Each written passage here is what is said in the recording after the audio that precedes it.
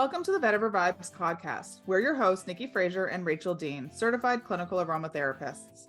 We are excited to have you here on today's episode where you know that you'll get the best essential oil scoop. This episode is brought to you by Essentria, a leading online school for aromatherapy. If you want to learn more about organic perfumery, check out the courses at www.schoolofessentria.com.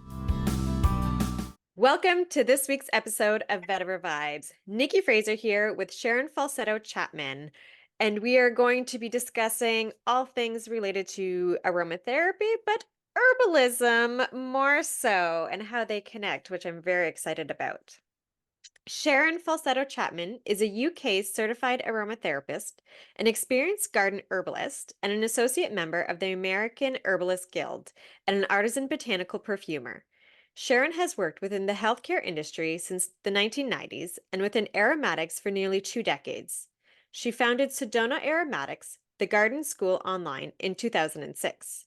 Today, Sharon works from her garden studio in Sedona, Arizona, surrounded by her one-acre homestead and aromatic gardens, which she cultivates from scratch. She is the published author of Authentic Aromatherapy, chief editor and designer of the NAHA Aromatherapy Journal, and serves on the NAHA Executive Board. Welcome to the podcast. Hi, Nikki. Thank you so much for having me. Excited to be here. Absolutely. And actually, I'm going to add one more plug in there.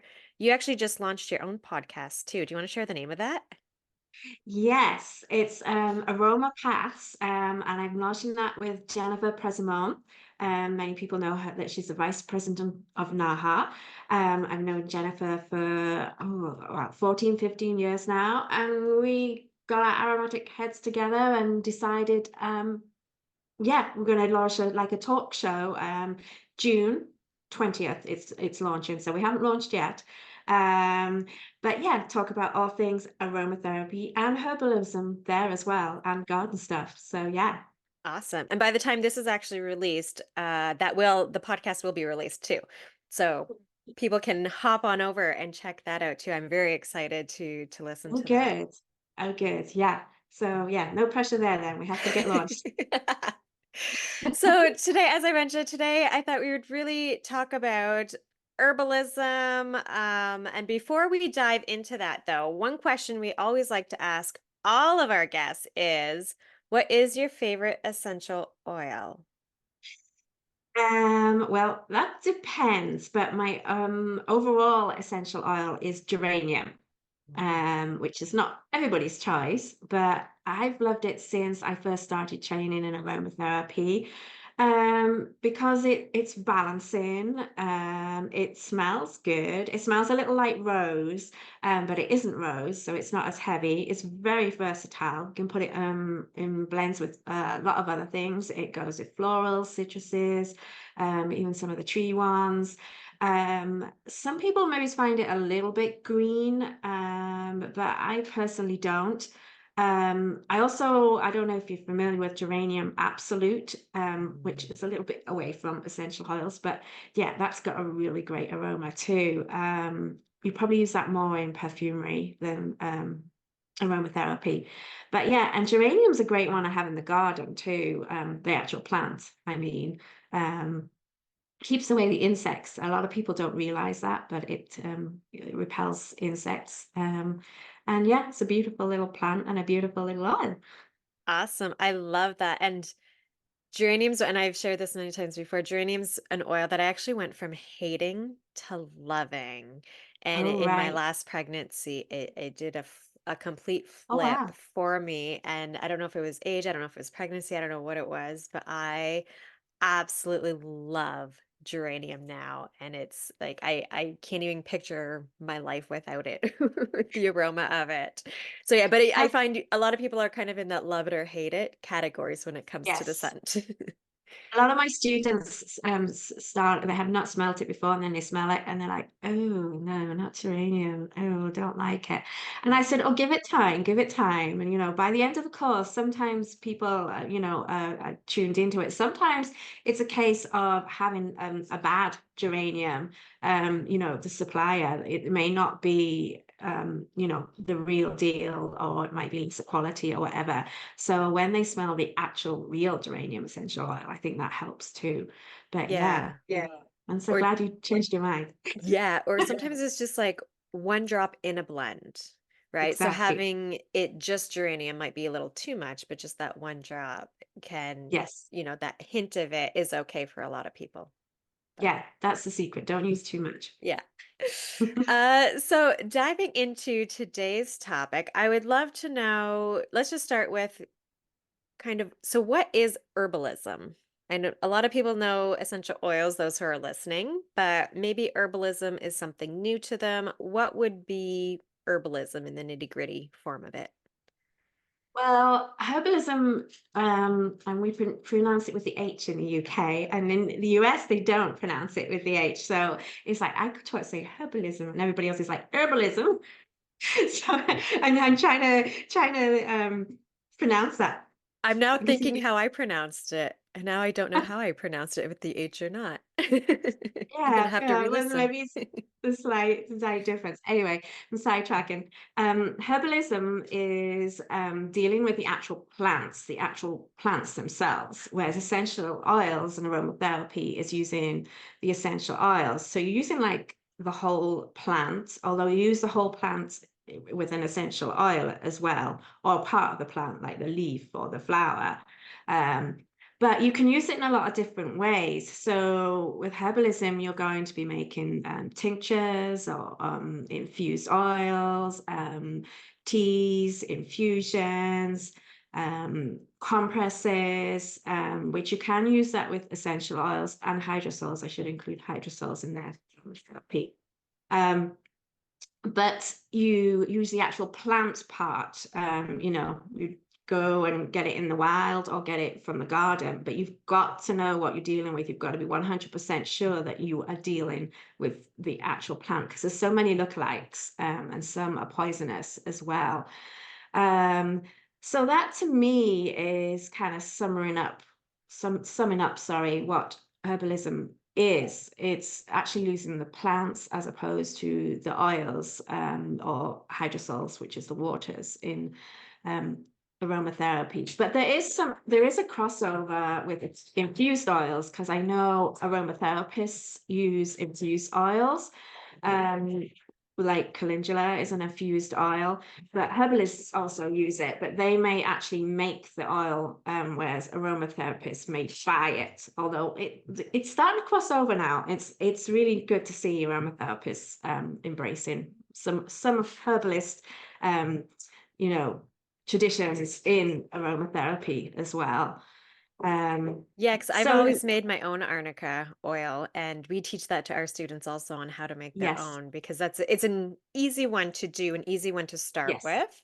yeah. And it's just, you know what's in it, you know exactly what you're getting. It's, to me, it's just a beautiful way of doing it and connecting with the plant while you're creating the blends. Yeah, and I like to give my students the exercise of making an infused oil, because and then let them tell me what they think. They think, oh, I'm going to make a rose oil, and then they make it, and they're like, well, it doesn't really smell much of roses. And I was like, yeah, because it's an infused oil, not an essential oil. So now go and smell the essential oil, and yeah, it's kind of good learning exercise. The difference between an infused oil and an essential oil, because of the different way it's being extracted. So yeah. Absolutely. And now, would you say one is more potent than the other?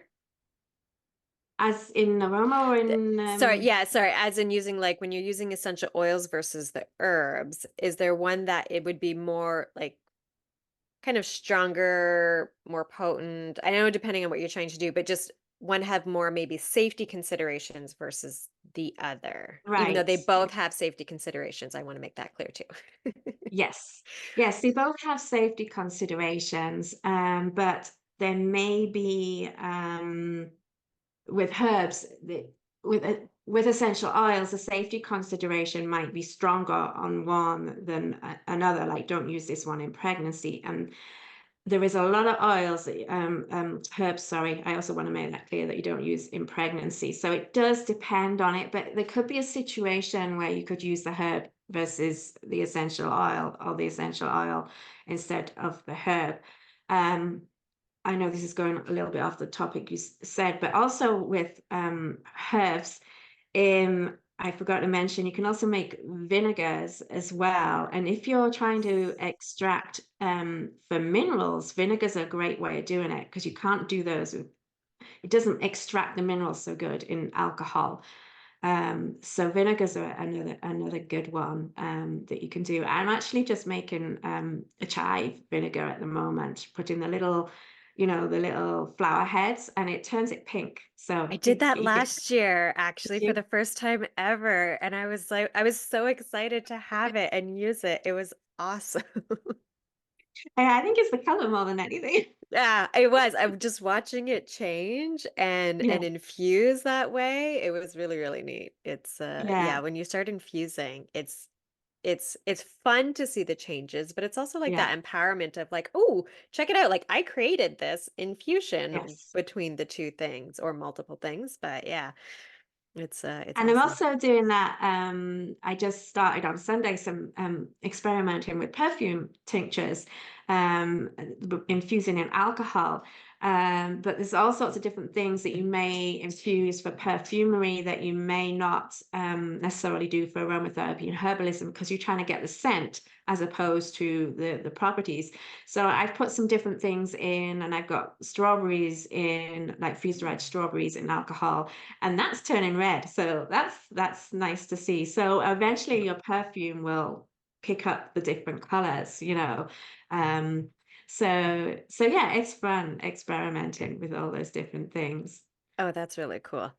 So I know we kind of went off on one way, Sorry. but would you say, because I know essential oils are just a lot stronger, like one Yeah, drop of an essential oil is often more than enough than what's needed, and you need to dilute right. them. You need to do all of that versus herbs, drinking a tea, making a tea out of it, drinking it, having those infusions.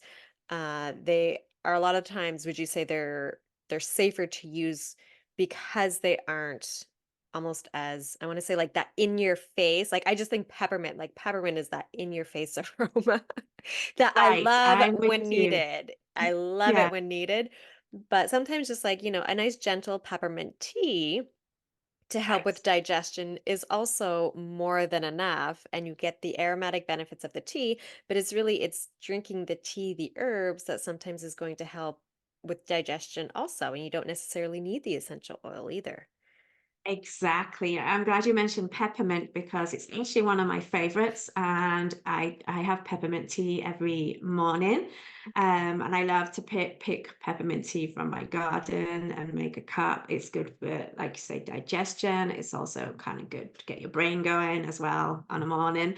And yes, you could, in theory, have, 2 or 3 cups of peppermint tea throughout the day, and you'll be, I don't want to say fine for as a blanket for everybody. There are cautions, but it's also, like you say, not a strong aroma. Whereas with the peppermint, you might only use like 1 drop of that. Whereas with the actual, it also depends if you're using freshly gathered herbs from the garden, or if you're buying manufactured that have been in the shop. You can use more from the garden. Like for example, in 8 ounces of water, I use a tablespoon of fresh peppermint, where I might use a teaspoon if it's store bought.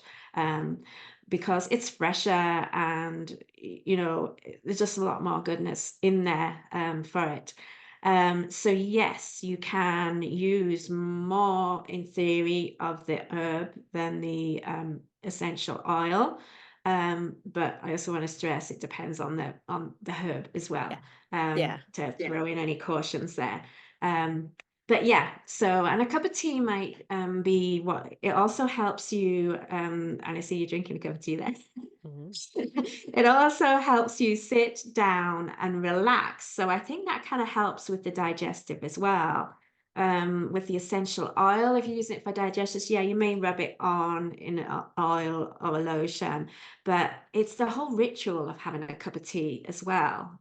Because I look forward to that in the morning. Okay, I'm going to sit and, go through whatever my emails, or should just sit in the garden with it. But I do that too. I have a green tea every morning, and I started that when I had a concussion because green tea is really high in all antioxidants, right. all kinds of things to help with concussion, along with other things.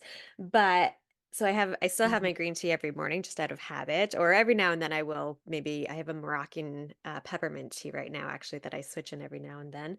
But I just find it's that comfort. Right now, it's actually I'm drinking dandelion root tea, but it's that comfort of like almost like that warm hug sometimes where I Right. need to slowly ease into it. And so my green tea is now that I just know it's going to help me slowly ease into it. And then afternoon, it's typically something else to usually during a podcast, I make a tea right before because it instantly helps calm my nervous system. I know a tea is going to help calm me down, ground me. It doesn't matter the flavor of the tea. It's just the concept of drinking a tea for me Right. instantly is comforting and calms me. Right. And I'm like, Yeah. great. Now I can go into podcast mode and focus on this. Yeah. Like It is. there's so much. And it's like you mentioned, different times of day, different tea. Like for bed, like last night, I did chamomile, and yeah, it gets you kind of ready for Mhm. bed. But I also want to say, since I started growing my own herbs and using them from the garden, huge difference to store-bought herbs, huge difference. I It's so wish. much fresher, so much more potent. Mhm. And I believe more effective. I mean, you can just look at the difference in the vibrancy in the plants if you compare one that you've picked from the garden to one that you bought from the store. I mean, you have no idea how long it's been on the shelf. And even the How growing long process, what was used yeah, on it, any of that yeah. type of stuff. I unfortunately don't have a green thumb. I can do anything when the plants have been turned into bottle format or even a lot of things with the herbs, but to grow a live plant, to keep a live plant live, I that skipped my generation, I think, because both my parents are from family of farmers. They both can take any plant and have it thrive. It's incredible. So whenever I go to their house though, I'm always like, "Ooh, what do they have?" And I'll like grab some peppermint or grab some rosemary or some thyme, and I'll have like little things that I'll kind of bring back with me because they always have this abundance of massive different of gardens of vegetables and flowers and fruits and all kinds of things. So I grew up with it all fresh and I Right. miss having it fresh, but I cannot keep things alive for the life of me. But anyone who's thinking of growing peppermint, I am going to put out this huge caution of put it in a pot, please. I made the mistake Yes. at Yes. my first house. I had this beautiful raised garden bed. It had all kinds of like shrubs and different things. And there was this nice little patch that had nothing. And I was like, great, maybe I'll plant some peppermint, a few herbs in there, and that'll kind of be my little herb garden. So I had rosemary, I had peppermint, I think I had thyme, and I think sage are what I grew in there. It's been a while.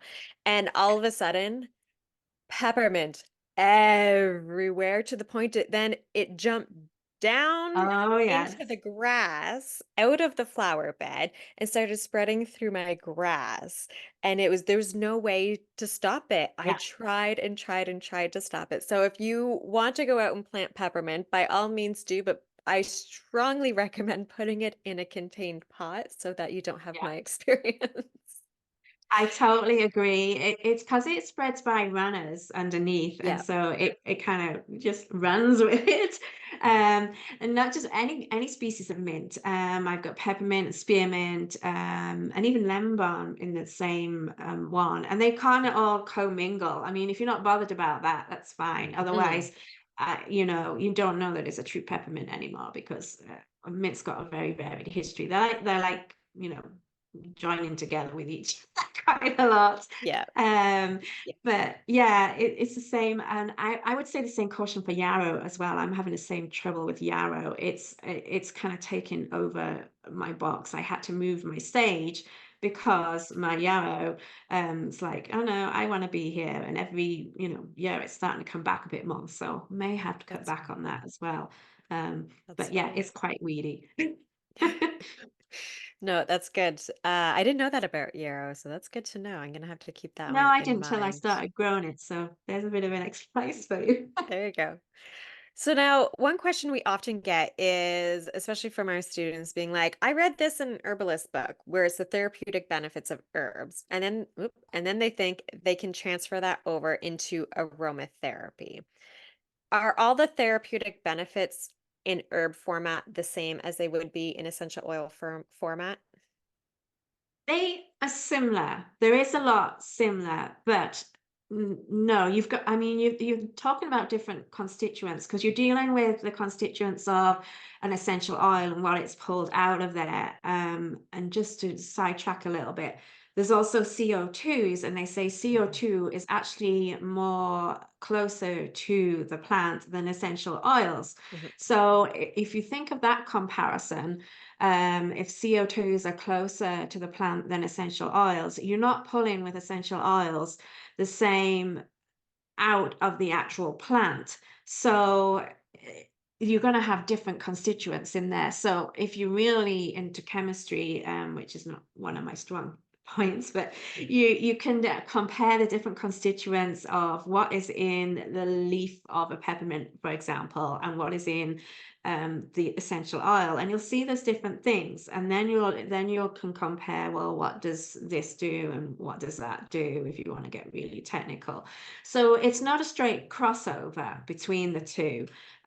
So yeah, if you're studying herbalism and you say, oh yeah, and so I'll just use peppermint essential oil, I would advise studying the aromatherapy as well, and then you can see where there's a similarity and where there's not a similarity between the two. And it also depends how you use them. I mean, you could be drinking, like we talked about, the herbal tea, which is internal, whereas with the essential oil, you're going to put it on topically, so it goes through the skin. So it's body's absorbing it a different way. So that might have a different effect too. So yeah, it's not a straight crossover, but there is similarities. So I think that's where the confusion lies, because of Mhm. the similarities. People are saying, oh yeah, just transfer that straight across. And no, I mean, I studied aromatherapy first, and then I kind of got into herbalism, and I only did study herbalism formally during the pandemic. And because there was little things that I wasn't sure of, and I wanted to, clarify. And yeah, I learned quite a bit from doing that. So yeah, I would strongly advise an herbalist to study aromatherapy and aromatherapist to study herbalism, if that's the way they want to go with it. Yeah, it's definitely one of my very long to do things that I would like formal education because I have a lot of books on herbalism that I reference all the time. Like I mentioned, I do make tincture or not tinctures, infusions. I love making infusion. Tinctures is something that I want to start getting into also Yeah, because that piques my interest. But compresses are something actually that we used as children. I remember my mom making a mustard plaster for me when we had a lot of phlegm and congestion in our chests. And now as an adult looking back, being like, oh, look, like that, you're just using the mustard seed and, creating that and it's using those benefits from it. So I love right, looking back as to growing up, the little things that my mom would make either from the garden or from the store or whatever, but those I find it's more of those old like grandparent remedies that are right. tried, tested, and true that a lot of times we've forgotten about. And I love Yeah. bringing those back into my life, my kids' life, and turning to that for a lot of things. Yeah, it's funny how you say it kind of jumps a generation, because I remember my grandmother telling me a few things, and my parents not so much. It was like the 70s, and they didn't want to. It was that time where we kind of forgot about the remedies, and it's so funny now that the next generation is thinking, no, we need to use these. Yeah, so I think it's great that that people are going back to the plants. I mean, that's, very healing. Yeah, and I mean they've been around forever. It was what we used way before Western medicine was around, before Mm. we and there's a time and a place for Western medicine, there's a time and a Oh, place for yes. medication. But a lot of times too, using the powerful therapeutic benefits of the herbs is often enough. Yeah. Or the combination of the both. Like Yes. to use a combination of them both. It's not, one or the other. Um, but yeah, there is a place for the plants as well, not totally throw them out. As we say in England, throw the baby out with the bathwater, Yeah. We say that too. Yeah, no, It's absolutely. You either throw the kitchen sink at everything, where I know some people they want to put like 20 herbs in a blend or 20 essential oils in a blend. I'm like, no, no, no, you can't throw the kitchen sink at it. Or that's just yeah, it. You yeah, you throw the baby out with the bathwater, where it's like you then just go to nothing. yeah. So it's nice that we can take advantage of modern medicine where it's needed, but also integrate the herbs and stuff. I mean, like I say, sometimes with minor things like, I don't know, a cut or something like that. You don't need to be rushing to the doctor for that. Mhm. It can be treated at home, with herbs and aromatherapy. I mean, obviously, if it gets infected or really bad, you need to go and see the doctor. But yeah, it's about empowering yourself, being able to take care of things with the plants, Yeah. or with the essential oils. Yeah. Absolutely. Can you talk a little bit about tinctures? What are tinctures? Are they something that people can easily make at home, or are they easy to find to buy? Yeah, I think you'll find them in most herbal stores. And they're easy to make at home. The thing is the quantity of how to make them. I mean, they're made with alcohol, so a lot of people don't like to give them to children because they've got alcohol in them, or if somebody's got a religious or medical reason that they can't take alcohol. Some people make them with glycerin. I personally have not experimented with glycerin, but that is an alternative. So I've been making them with alcohol, and I mean the folk method is just put your herb in the jar and cover it over with alcohol.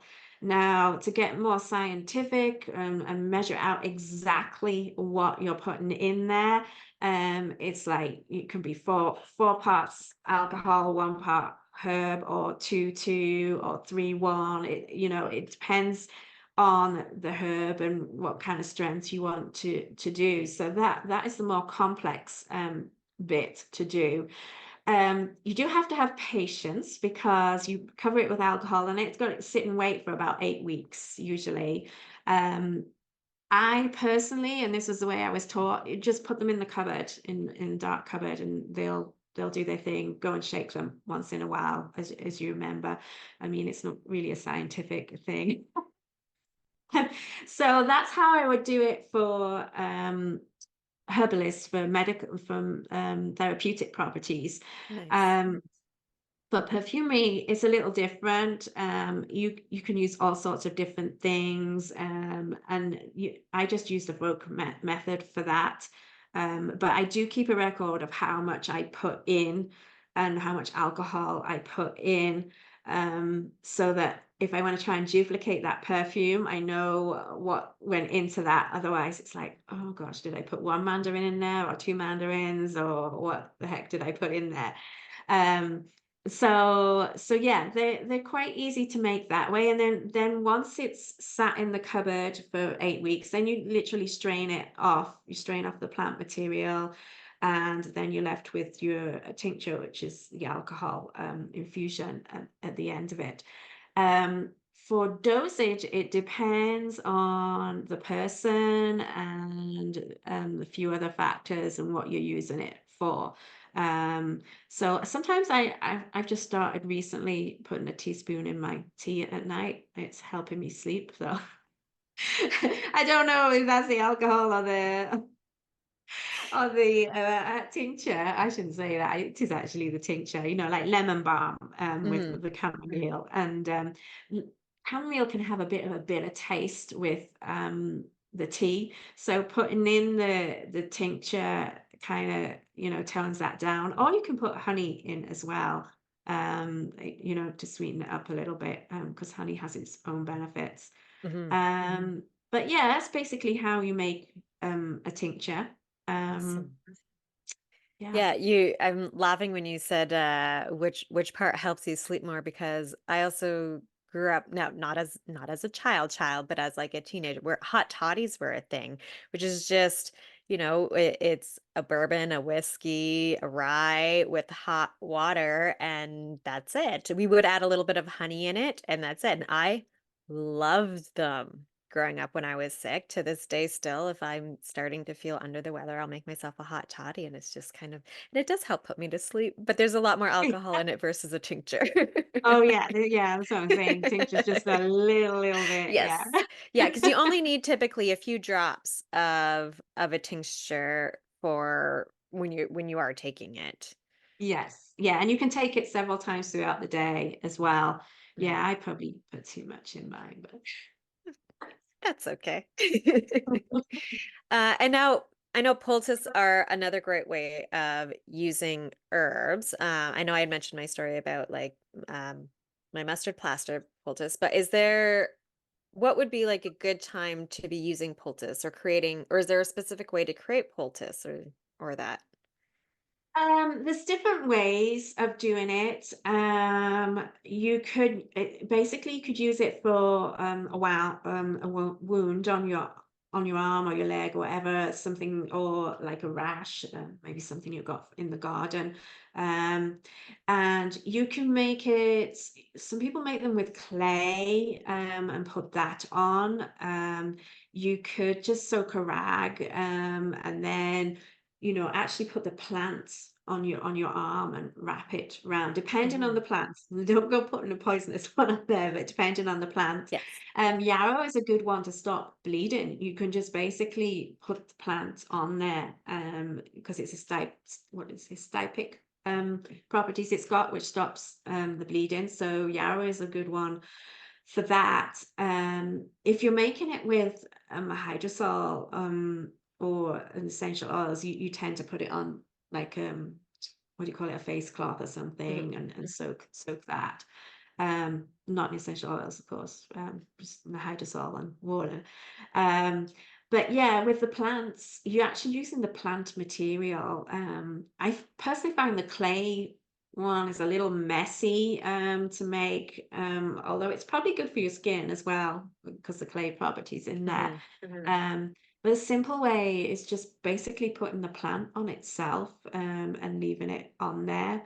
Um, and that's kind of what I like about herbs, with doing it like that. You can't really go around and do things when you've got the plant wrapped around you on there. So it is making you sit and take a moment, and, you know, and I think that helps as part of the process, because we're all so busy running around everywhere that we forget to sit and take that minute. And I'm as guilty as anybody of that.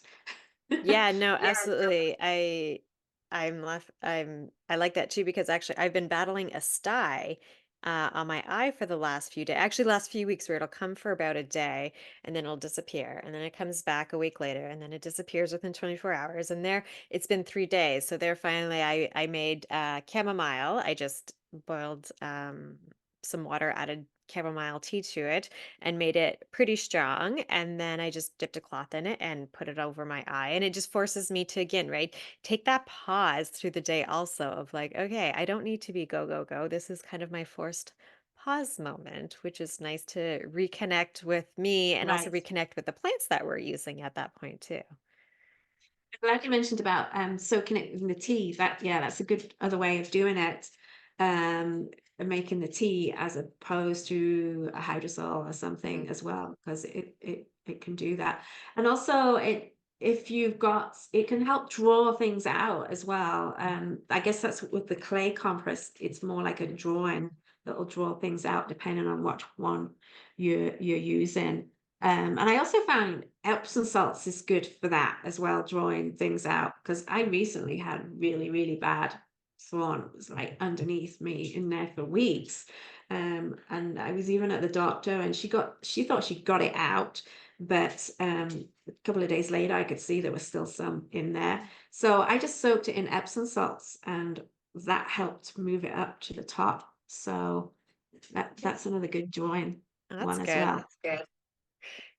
And I know also like just using the herbs versus the oils is a lot of times safer, especially when you're working Mhm. when, for babies, children, pets Right, also.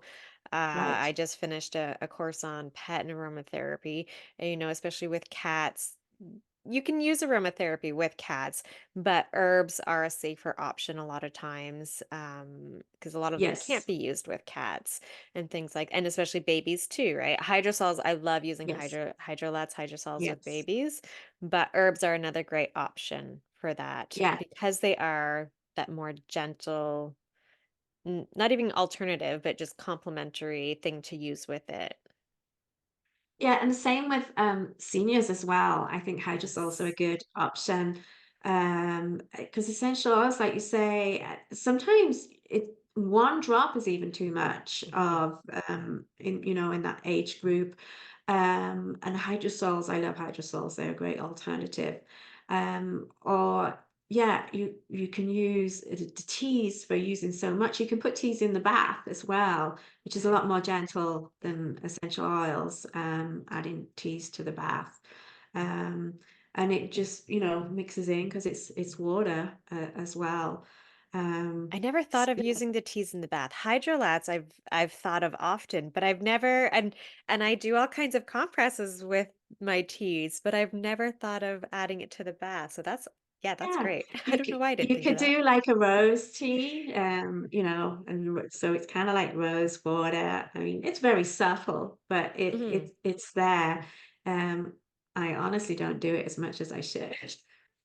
I'm very good at talking about it.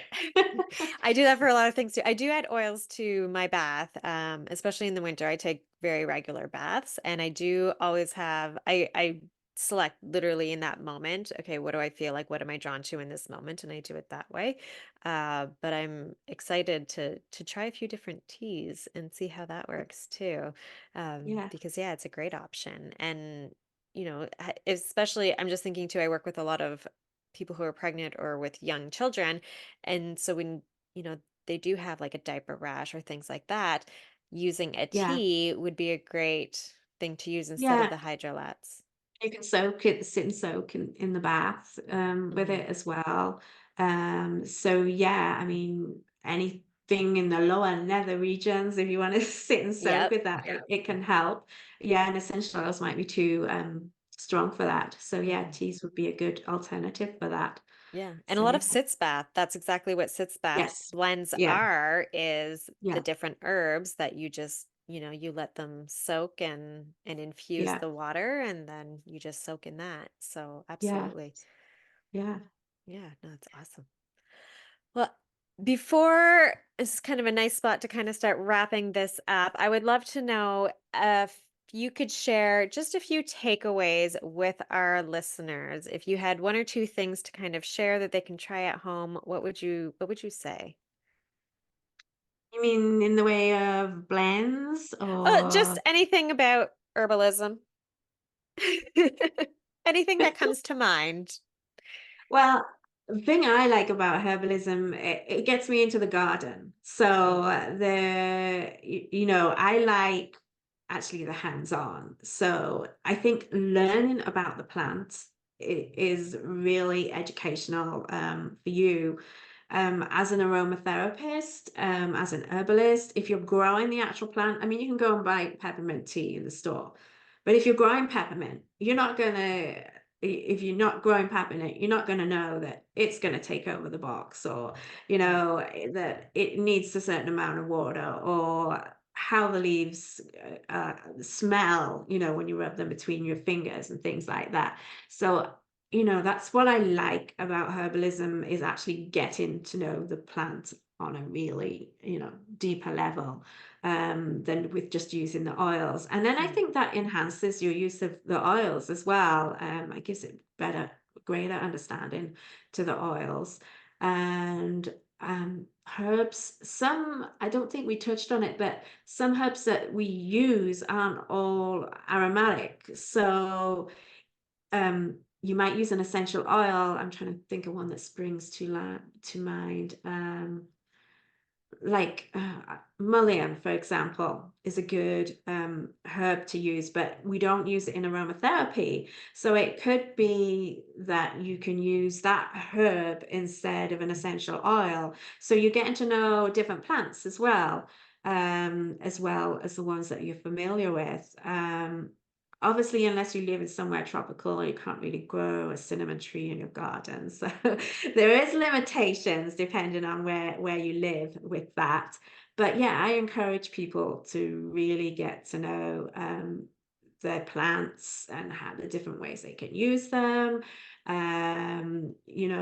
Different aromas. I mean, for example, rose. People are always surprised when they smell rose essential oil because they say, it doesn't really smell like the rose in my garden, and it doesn't. It's a little, we kind of discussed why that was because of the different chemical constituents and everything. So that is another good thing to learn with getting to know the actual plants, that it's not exactly the same as the essential oil. So yeah, all these are good things to know, and I think the more information you have about the plants, it'll make you a better aromatherapist at the end of the day, because that's what the source of our oils. So without understanding them fully, it's hard to be. I'm trying to think what I'm trying to say here. But no, you're Um, just respecting the plant that yeah, much more and thanking the yeah, plant too for all of its benefits, when we right. are using them. Absolutely. No, I totally get your train of thought with that. Yeah, okay. Absolutely, Because I know absolutely. sometimes they go off into a direction like, keep going with that. No, that's good. Thank you. And so if people wanted to connect with you, where can they find you? Okay, so they can find me on my website, sedonaaromatics.com. I'm also on Instagram, I'm on Facebook, where else am I? Oh yeah, YouTube. Also with the podcast with Jennifer, Aroma Paths. That will be you can find us on there. Um, let's see. Yeah, you'll find me in the NAHA Journal as well. Um, I'm trying to think. And oh yeah, if you're interested in perfumery, I've got a Stories of Scent. It's kind of like a blog publication, which is on Substack, which is a growing platform for writers now. You'll find me on there for that. And I think that about covers most of my points of Yeah. contact. Yeah. So I think that's the whole list that I have. And all of those will Okay. be in the show notes also, so people can Okay. easily click on those to find you as well and connect with you there. Yeah. So thank Good. you so much for coming on the podcast. I greatly appreciate Thank it. And you. thanks to all of our listeners for tuning in. Thank you, Nikki. It's been fun chatting with you and yeah, talking about herbs. So thank you. Yes, absolutely. Hope everyone has a fantastic day. Thanks again. Bye, everyone. Bye. Thank you for spending your time with us here at Vetiver Vibes. This episode was brought to you by Essentria, a leading online aromatherapy school.